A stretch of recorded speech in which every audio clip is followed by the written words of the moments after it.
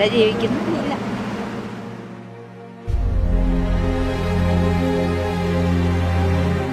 നമുക്കെതിരായിട്ട് ഇതിലൂടെ മത്സരിച്ചേക്കുന്ന കോൺഗ്രസ്സുകാരാണ് നിരന്തരം 10-40 ജയിക്കുന്നത്.